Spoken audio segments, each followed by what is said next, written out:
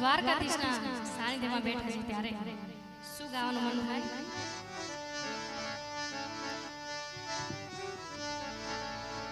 જો કે સુદામા અને કાનુડાની દોસ્તી, ભગવાન આ ભજનથી એક સંદેશ આપવા માંગે છે કે દોસ્તી રાખો તો સુદામા અને ભગવાન કૃષ્ણ જેવી દોસ્તી કરજો. કારણ કે વિપત વેળાએ સમય આવે ને તો આપણો ફોન તો ઉપાડવો જોઈએ ને ભાઈ. આ તો જરૂર પડે ને ફોન કરવી તો સ્વિચ ઓફ આવે, એવા ભાઈ બંધો ન રાખતા.